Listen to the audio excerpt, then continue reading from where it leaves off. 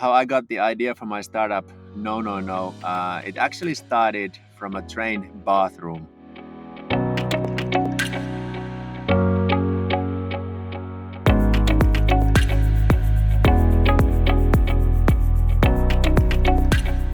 My parents were entrepreneurs, but that didn't give me the bug. I watched them work so much and I thought that I could never work that much. I started to think that I can do what these guys are doing. And I had the idea at the same time, but I realized that I have no money because I had just bought a house and I had 2 credit cards maxed out. I thought that this is literally the worst moment to think about becoming an entrepreneur. I thought that I basically need to make a choice. But then when I got the idea and I started doing research, I became really motivated.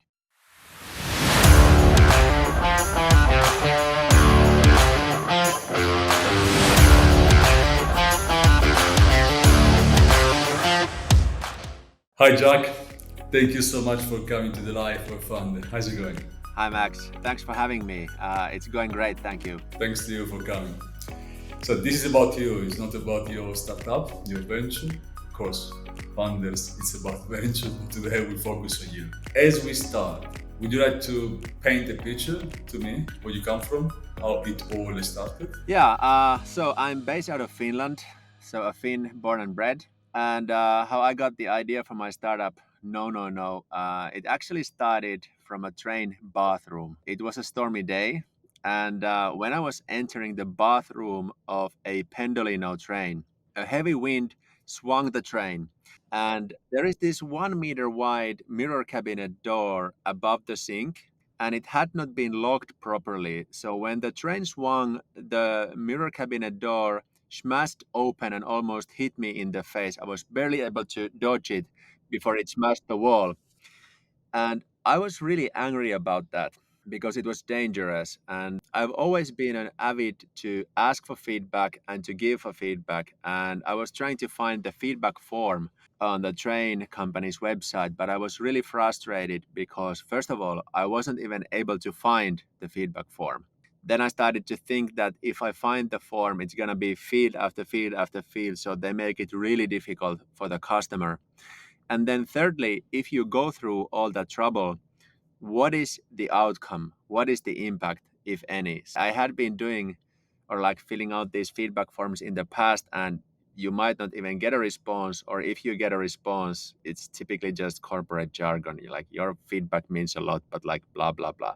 And then a couple of weeks later, when I was visiting my cousin, he showed me this blog about city of Lahti in Finland. It was a blog about 2 artists, and they just had started to gather negative news headlines and weird, funny photos from Instagram on a Tumblr blog. And it got, it became viral hit, and so much so that Visit Lahti officials tried to have the blog taken down. But of course, this artist refused.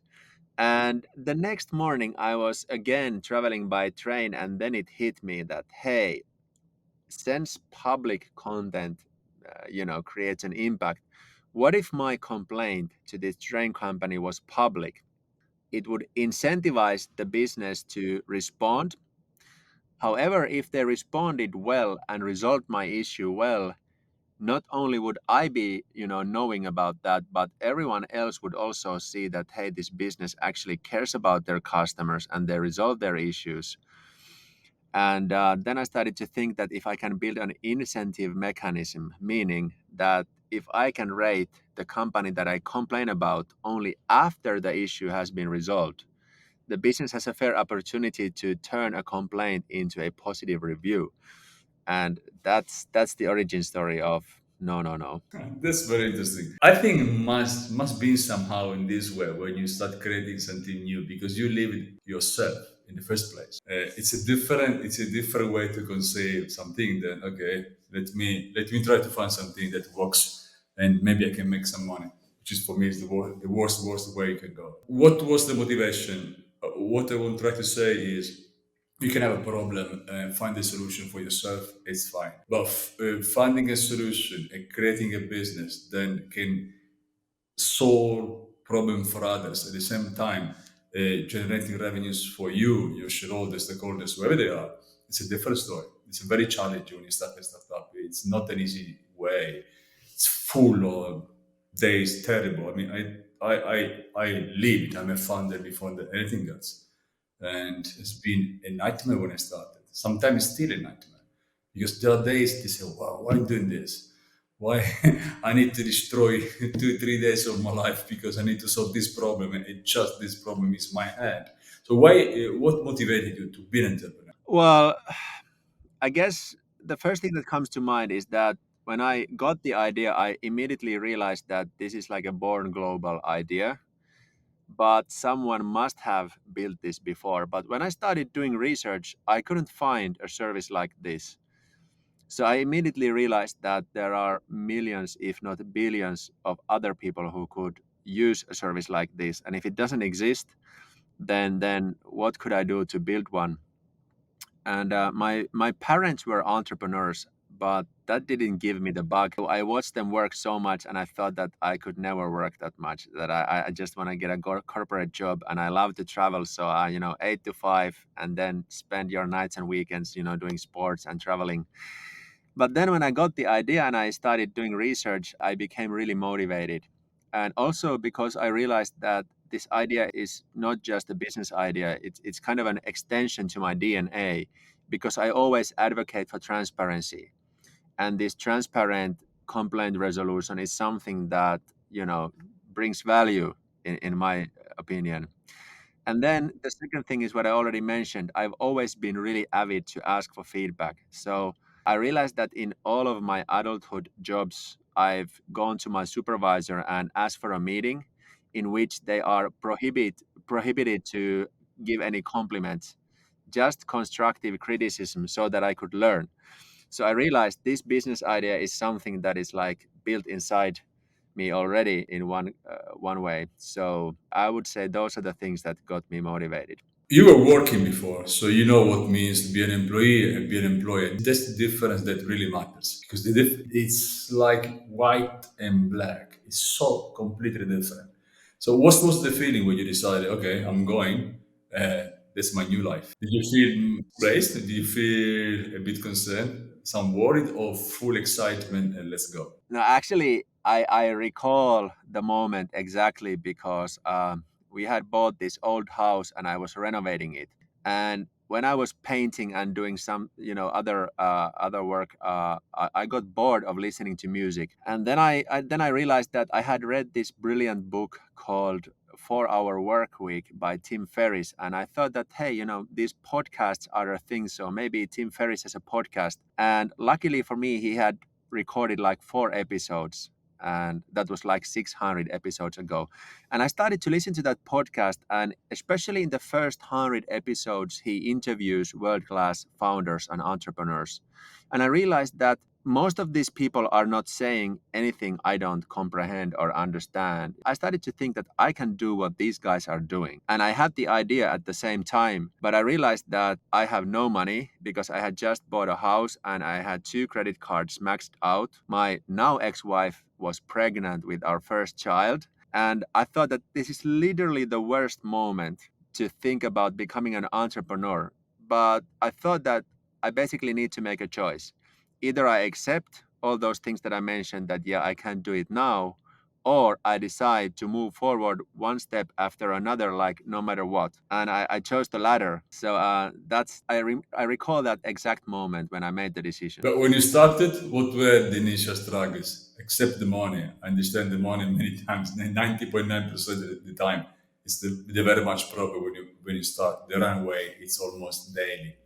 But what were the initial struggle? Well, there are so many. Depends where you want to start. But like I had moved to Tampere like maybe 2 or 3 years ago. I didn't know many technical people here. I'm a sales guy myself. So I knew that I need a developer. So just finding a co-founder was the first struggle. But then I found the co-founder. We started working nights and weekends. And then the next year I had like loads of personal problems. I realized that my marriage is not in a good place, and I had relationship issues with my mother and brother. So basically, I realized that I have so many struggles. And also, my co founder decided to leave the company because, it had been nights and weekends and he got a great job offer. So I realized that basically, my meaningful relationships are in a hard place, and I just lost a co-founder and I don't have funding. So I just realized that, hey, this is a list.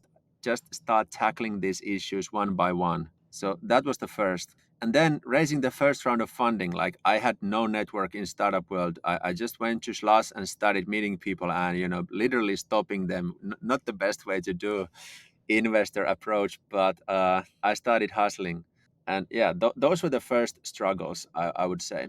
How do you? I mean, there is always forms of struggles, but as soon as you start moving into the business, you get so excited. You try to overcome everything. But how being an entrepreneur affected your life in a better, good way? There are many things. I would say the biggest thing is, the shift in mindset. When you're an entrepreneur, you know that you are going to have to resolve issues every day. So I know that there are people who think or like want and wish that, I wish I had this calm life and like a 6 month of balanced time. I'd be happy if I have 6 minutes. I'm used to thinking like that I need to resolve problems like no matter what. And if you translate that to your like a personal life as well, no matter what the issue you're facing, you just know that, hey, I'm confident, I can resolve this one way or another. So that's the positive mindset shift. Then probably the negative one is that not everyone understands that startup founders don't think that I work 8 to 5 or something like that, and then nights and weekends are like off.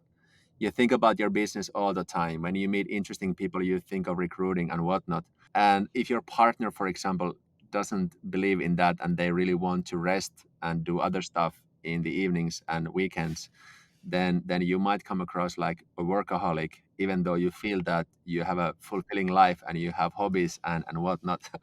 So yeah, that's my answer. I mean, I've been there all my life, and it cost me so many relationships. Maybe even this one will collapse soon. The problem is we do love so much what we do that I'm trying to make understanding that I'm not working.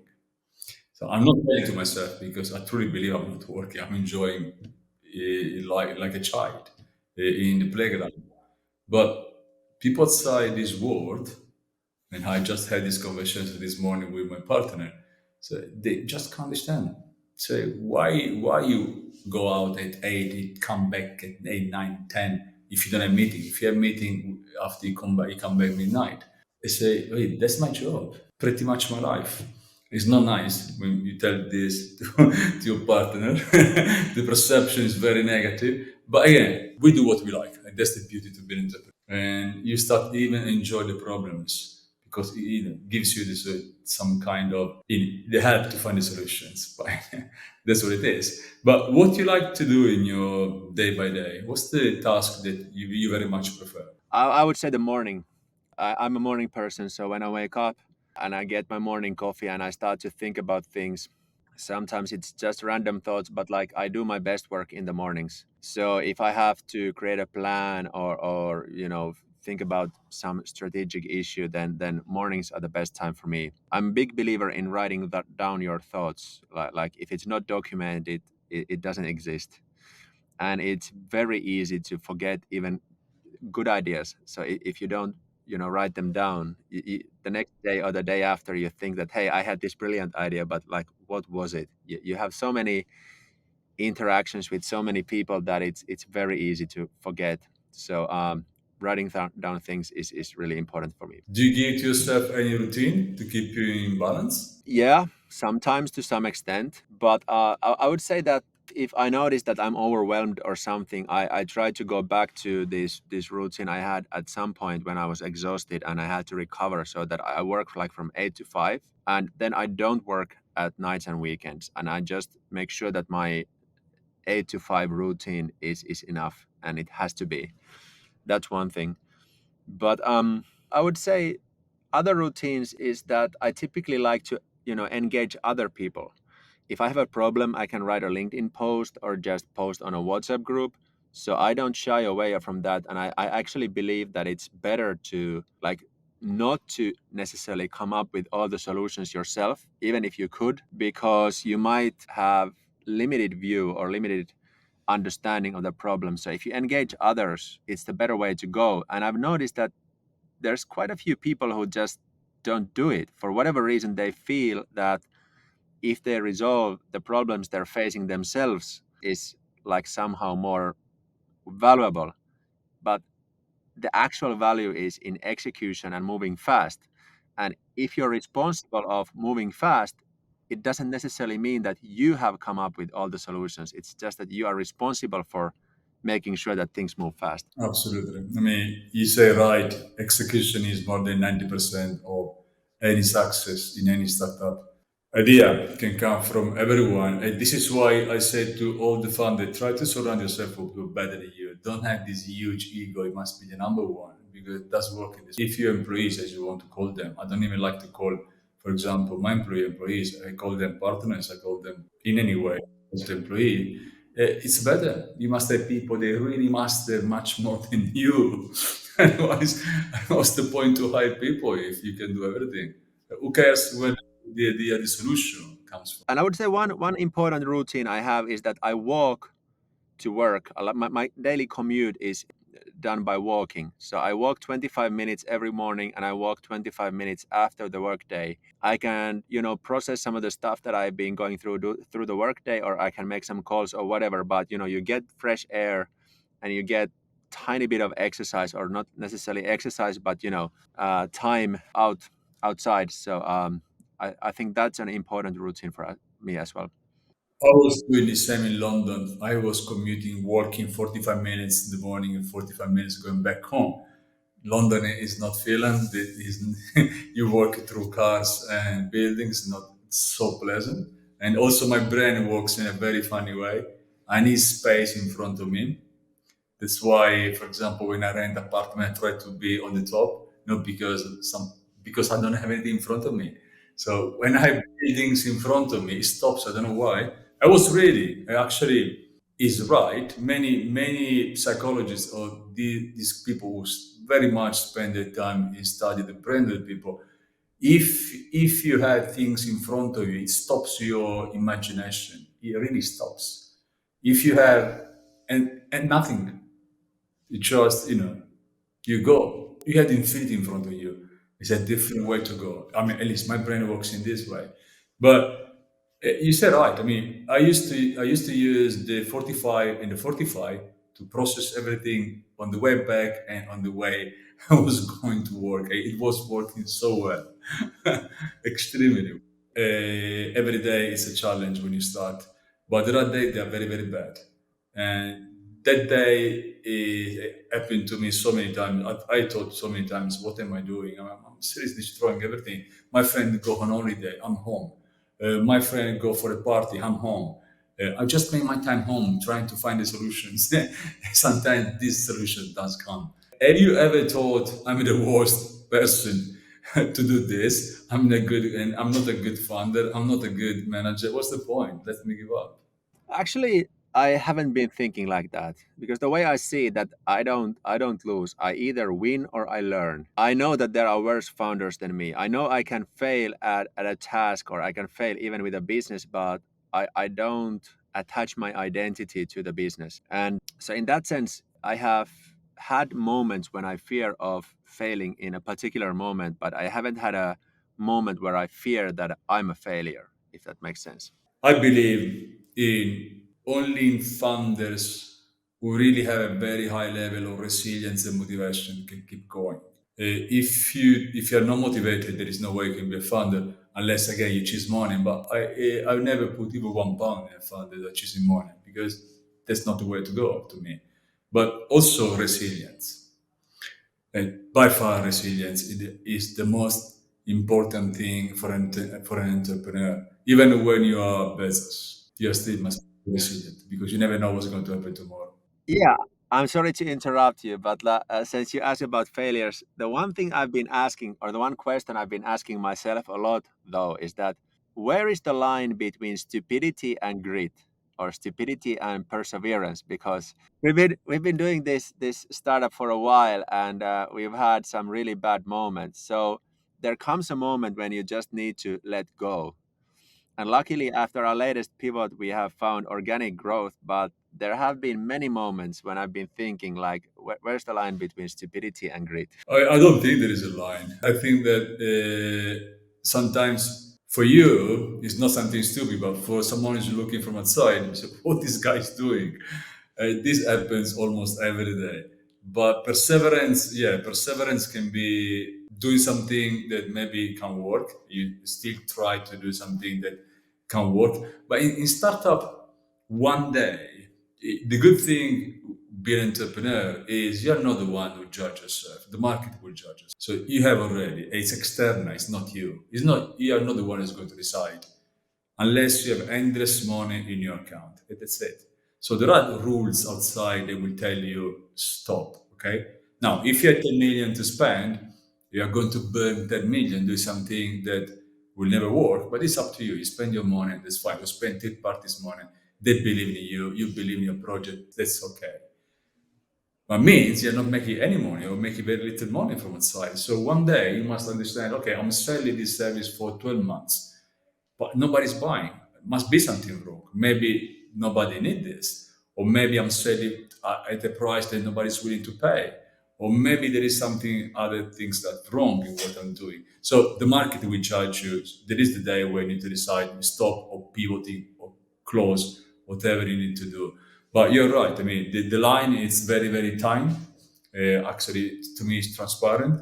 It's up to you. Indeed, up to you. I made tons of mistakes in my life. Tons. I mean, I can if I go back, I will change almost 90% of what I did with my experience today, even 95%, because I have very brilliant ideas. I executed them in a very very wrong way. But today I'm 51. When I started my first startup, I was 28. Uh, I was coming from a totally different world. I was acting in theater.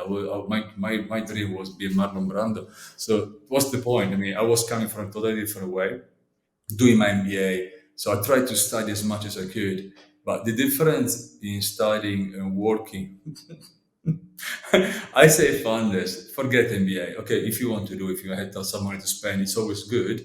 But be a founder is the best MBA you can do in your life. Indeed. There is no, you are practically doing stuff one by one. You're doing marketing, accounting, sales. You're doing everything using all the possible spreadsheet and whatever it is, methods that this world is giving to you. But you're using them, you're not studying. That's a totally different story.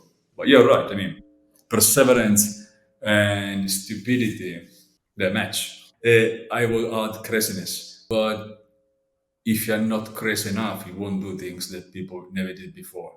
That's it, period. You're not going to sell your house. I see so many founders selling one, two apartments, stay with almost nothing as long as they can keep going. Yeah, I sold my apartment to fund the pivot Yeah, that we did. it's not. So, also to be able to take a couple of months rest because I was exhausted after we had failed with one business model. And then I realized that I need to take some time off, and I need to think that, am I done with no, no, no? Or is there something we want to do? And we had done this small experiment where we started to test if consumers are willing to pay that we help them resolve issues, because in the past we had a B2B business model, and we started getting some organic traction. So I had a little itch inside me that we need to test this properly. So I decided that I'm going to sell my home. I'm going to take 2 months rest, and then we are going to do 12-week experiment. And if we set a limit for growth, like our goal, 10% week on week. The revenue needs to grow 10% week on week over 12 weeks. That's the definition of Y Yeah, yeah, Combinator for yeah. successful startups. And if we fail to get that, I still have money for down payment for a new flat. If we succeed, then I'll be happy to invest that money into the business, and I'm still renting. So that's the story. Which is good. You were right. Only founders can do this. If you tell someone, I'm going to sell my house to keep going with my dream, people will tell you you're crazy. And that's a good way to go. Yeah. It's indeed a good way to go. What's your how do you deal with failure? I mean, failure means not failing every day because we all fail every day, at least myself, but shutting down your business. What's your relationship with failure? Not failing every day in doing some task, closing your business. Failing means going bankrupted and close. You must close. Yeah, So do you have this pressure? Do you live with this pressure? yeah, to some extent, but this basically comes down to what you said about an MBA. So I've been working in the startup ecosystem for like 10 years plus now. The things I've learned, the network that I've built, and I would say that I'm like a full stack commercial guy because I'm an award winning marketer, I'm a sales guy, and I've created product strategies. So if I had to go and find a job or find consulting gigs, it wouldn't be that hard. I've been there like a couple of times. I've had to like stop for a while and do consulting. So even if this business or this business idea would fail, I wouldn't consider myself as a failure because I've learned the skills. And if you listen to interviews of world class founders, they have typically, or many of those people say that my first two or three startups failed, and then they built something successful and exited, and then they built something huge. So sometimes it's like fourth or fifth startup that becomes massive, but the common thread seems to be that you had one or two failures. So you bankrupted a couple of businesses first and only then succeeded to some extent. So I would consider to be on that path, and it's not a bad path. And if I discuss with my friends who are working in the corporate life or public sector or whatever, I'm not jealous. I always say to them that, hey, please tell me more. That this gets me motivated. That's true. I mean, you need to learn. The first one, if you are lucky enough to start the first one in your 20, probably is better because maybe in the 30, 40 you're done your job. But to some extent, yes, you need experience. That's the reality. I'm doing things now totally different as I did before, and totally different. This is how it works. Also, when you start talking to founders every day, you share so many opinions. I'm learning every day. There is no one there to learn something from everyone.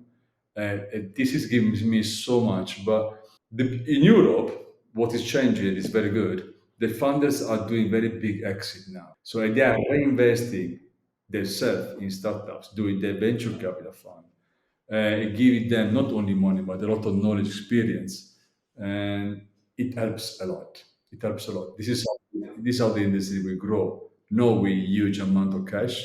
Of course, you need cash, but with a lot of previous funders doing reinvesting their money and helping others to do to go through the same path. But failure to me, for me, failure is the proxy of zero. Zero. I don't even consider. I mean, I don't mind. I never be bothered. This is comes to me. I'm a big risk taker. I don't mind. I mean, if I fail, I tried. I'm happy I failed because I tried. This is very much this is how I approach failure. Of course, I try all my best, don't fail. Especially when you get the money from others, you had the duty to do as best as you can, using wise this money and make sure the company will succeed. If you had done all possible. And I would also say that Stoic philosophy has helped me a lot. So some of the guiding principles of Stoicism, like the obstacle is the way, which is a book by Ryan Holiday, that was one big thing. And then like the principle that you can't necessarily control what happens to you, but you can control how you react and what you think. Then if you connect that to the fact that you have good people around you, you can ask for help and things like that, you feel secure. And when you feel secure, you're like happy to fail because failure means a learning and it's just the next step to one direction. So that's why I don't fear failure, or I don't classify myself as a failure even if I fail with a business. The I the only part in failure for me that you cannot miss is learning from failure. So if you fail and don't take a break and say, you know what, now let me this. Okay, I failed, accept the failure. Now let me go back from day one. Let me see what I did, how many mistakes I made. Let me assess all of them. And let me understand why I did this. And make sure that I won't do. I do this every day now. I used to glow like a machine, boom, boom, boom, boom, boom, boom. But now it's totally different. I had a very good friend of mine. They are very good. They are very good psychologists. They work with the brain all the time. And they told me, stop at night 5 minutes. Give yourself 5 minutes. Take a break. Drink a glass of whatever you want, whiskey or water if you don't drink alcohol, and stop. Give yourself 10 minutes and go back to the beginning of the day and see what you've done, what you have processed, what the good has been, the wrong has been. If you have done something different in solving this, and this, it works extremely well. So I'm very happy that I failed because it gives me a different way to see things now. The before was forget. It's like a train. But how do you spend your time outside working? Your spare time? Yeah. Lately I've been playing a lot of paddle. I'm a huge fan of paddle. I go jogging. I like to go hiking, although I haven't been doing that as much as I wanted to. I love free skiing during the winter. It's like when you hike up the hill, you get to enjoy the nature and fresh air, and then you earn your turns, as we say. So I love that, and I love to travel. I love to follow football. I'm a massive Liverpool Football Club fan, and those are the things. And then reading, of course. I love to read. And then outside like personal, I really enjoy doing stuff with my daughter, and take her to her dancing lessons, or just go outside, go for an ice cream, and like the regular stuff. And watch her learn and watch her grow. That's really exciting for me. You're going to the slash, which means you leave the tech community. What's your take on the tech community? Do you think we are doing enough to make this world a better place? Of course, we can always do more. And there's like sometimes one of the things I see too much is that people say one thing, but they actually do the other thing. They speak about values, they write about values, but then their behavior doesn't match.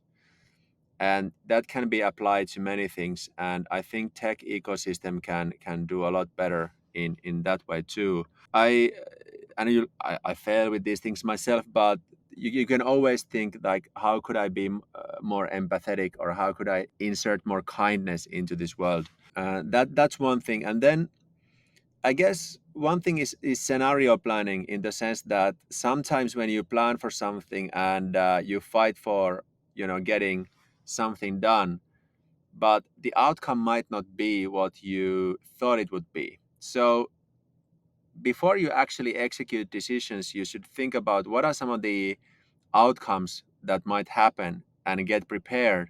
And then when you make the decision and execute some actions, then observing honestly like what actually happens. And in Finland, one of these things is that there is people have suggested this new legislation that if a foreigner doesn't have a job, they have like 3 months to find a new job.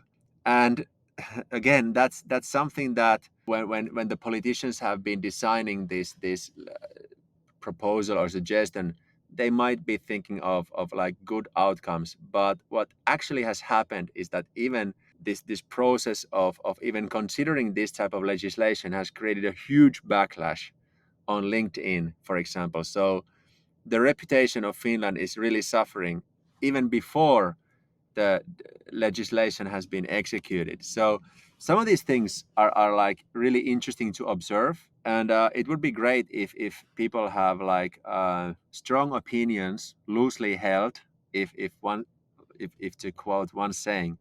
But sometimes it's hard, and sometimes it's too hard, even inside the tech ecosystem. Walk the talk. It's a big deal in life. We talk a lot, but the reality is many funds are driven by money. Scandals are there every day. So it's a different story. It's nice to say we do things to change the world in a better place, and after we must do this, and the difference is massive. If you can sit with world leaders, what you like, sit down with them, round table. What do you ask them to change that for you does work? Yeah, basically some of the things that I mentioned, like how could you add more empathy and kindness in your work, and how could you be more aware of the actual outcomes on a grassroots level? How could you interview more people who actually have to live the consequences of the decisions that you make? They can be positive, they can be negative. But it's just like in startup world, you have a hypothesis, then you run an experiment, and then you validate, you do interviews. And sometimes world leaders, they just make decisions and they don't validate like if the outcome is actually positive or not, and they are too drawn to the power, so they are afraid of making costly decisions because what they think is that, do I get re-elected? So the best people wouldn't be concerned about getting re-elected, it would be doing their part on making the world a better place. And if you're not re-elected, then use that opportunity to learn. You probably have some sort of platform you can use to basically share your thoughts and opinions, and use media and whatnot. So don't get too attached to power. That would be one thing.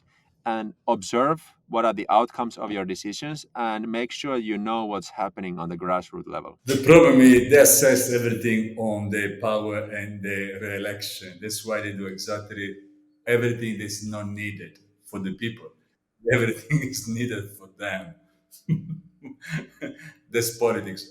Politics, by definition, is wrong. How it works is totally wrong. It's done for the opposite and not for the good of the people. It's been always. And I think will never change. Democracy, dictators change absolutely, autocracy change absolutely almost. It's just a phase. Just a phase. Are you concerned about climate change? Yeah, definitely. Even to some extent, somewhat overwhelming at some point. But I try to do my bit in the sense that I do recycle.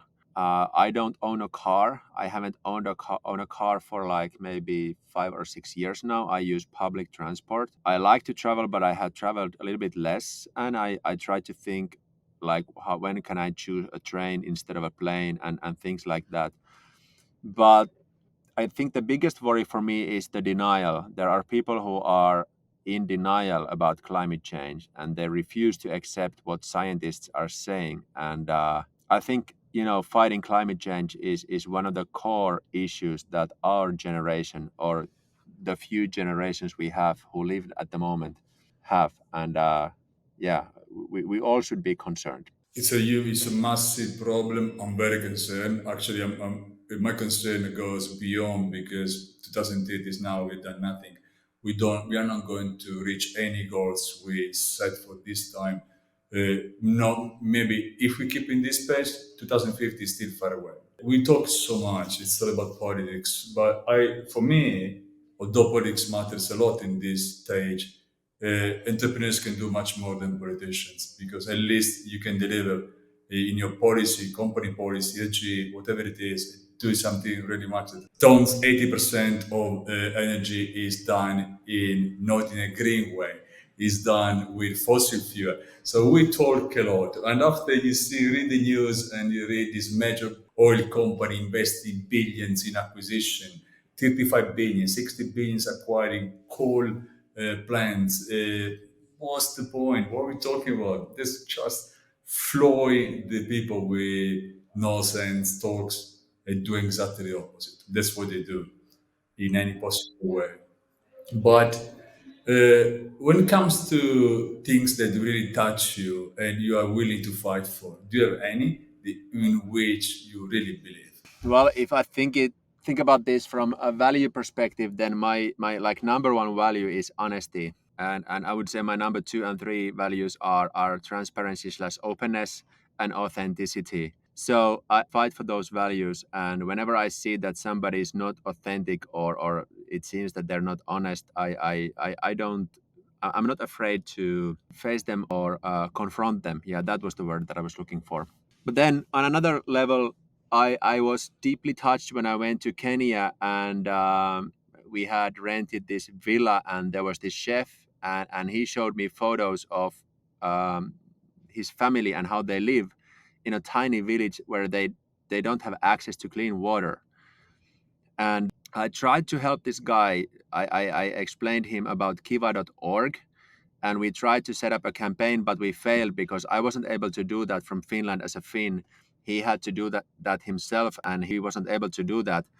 And then later on, when I listened to this podcast interview of Scott Harrison, who is the founder of Charity Water, and he was interviewed by Reid Hoffman in Masters of Scale.